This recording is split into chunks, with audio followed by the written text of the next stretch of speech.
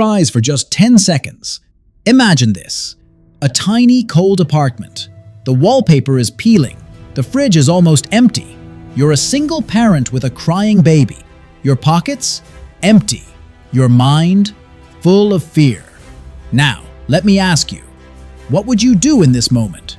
Cry? Complain? Quit? But Joanne Rowling, she picked up a pen. This is the real story of Joanne Rowling, better known as J.K. Rowling, the woman who turned misery into magic.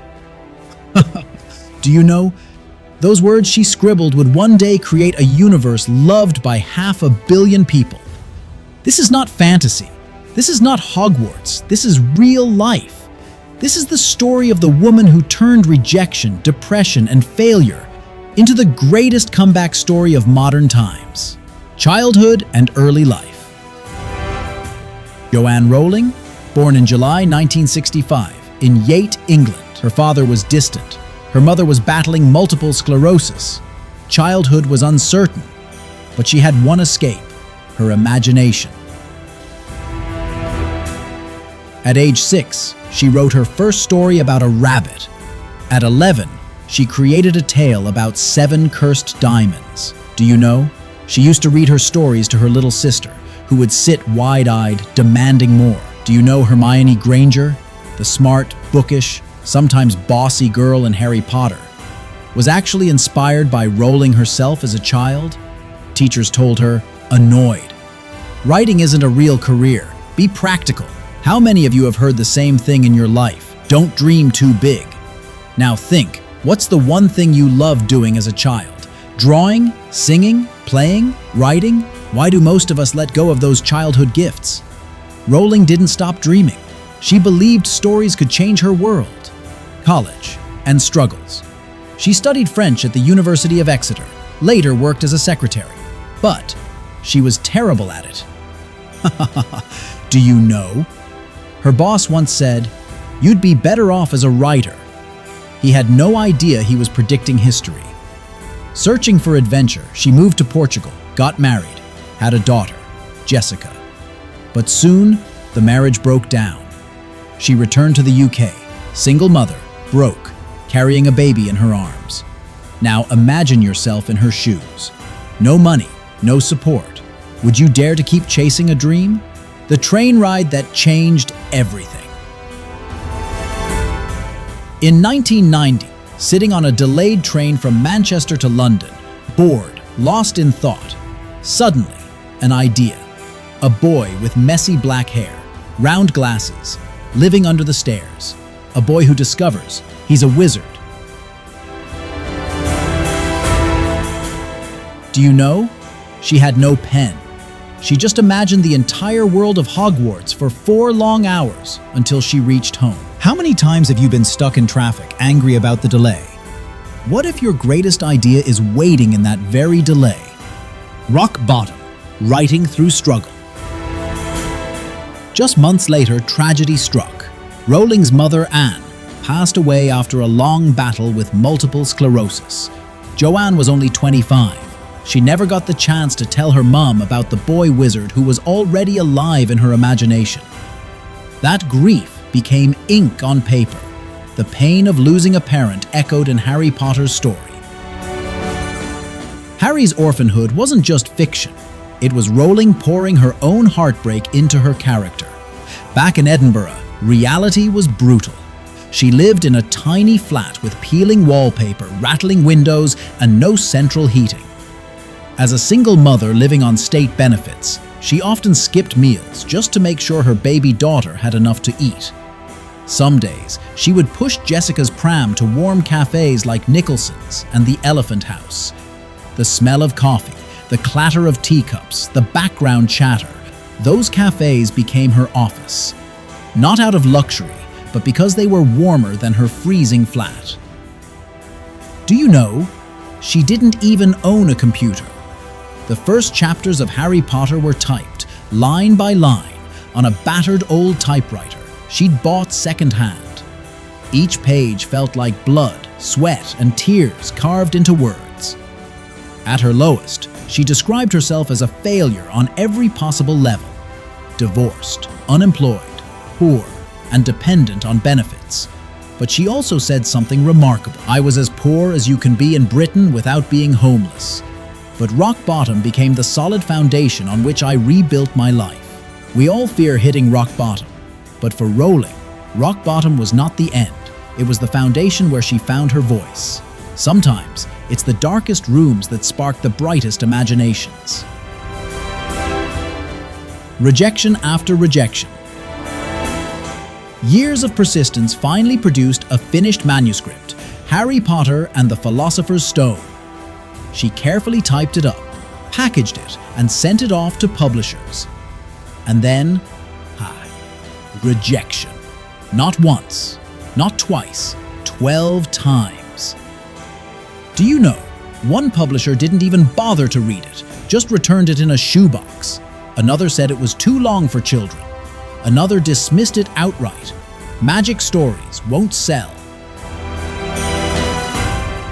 Pause for a moment and imagine her frustration. After years of struggle, pouring her soul into these pages, she's told again and again, disappointed, no, not good enough. It's easy to romanticize success in hindsight, but in those moments, every rejection must have felt like confirmation of her deepest fears. That maybe her teachers were right, that writing was not a real career. But here's the lesson.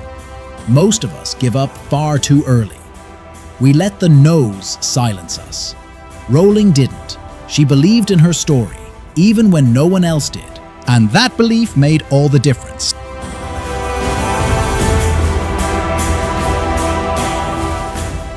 The breakthrough, a single yes. And then, at last, came the moment that changed everything. Bloomsbury Publishing decided to take a chance.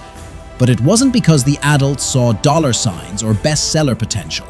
It was because of an 8-year-old girl, the chairman's daughter. She read the first chapter and begged her father, pleading, "Dad, I need more of this story." Sometimes it takes the pure, unfiltered excitement of a child to recognize magic. The first print run, just 500 copies. Out of those, 300 went straight to libraries. Today, one of those first editions is worth more than £30,000.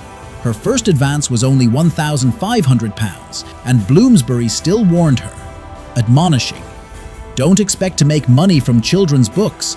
Better think about getting a proper teaching job." But the tide was about to turn.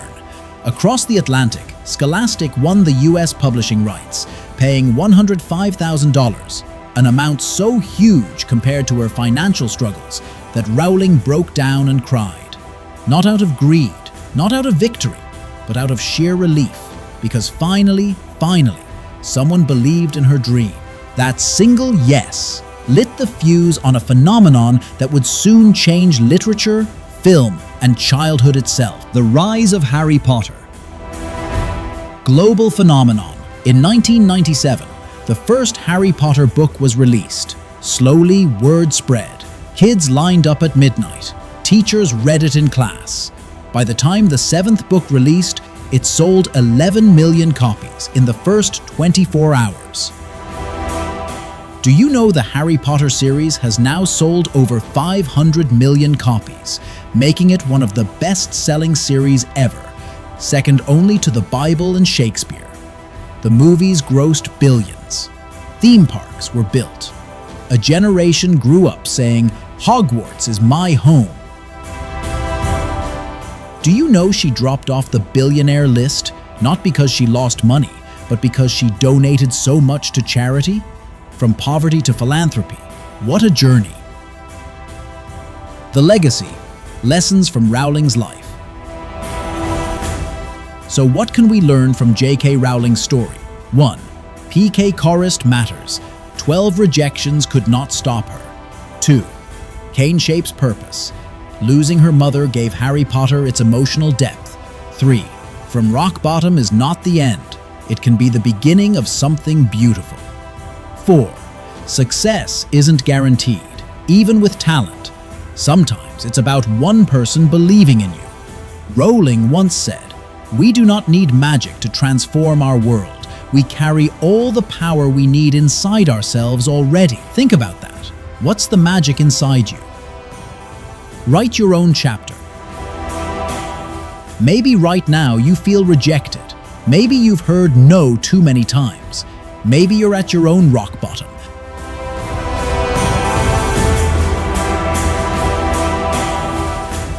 But remember J.K. Rowling, broke, rejected 12 times, lonely, and yet she kept writing. She turned misery into magic. She built an empire out of nothing but words. So I ask you, what's your story? What's the dream you've been too scared to chase? What if the world is waiting for the story only you can write? Pick up your pen, pick up your dream, and start writing your next chapter. Because who knows? One day, the world may be telling your story.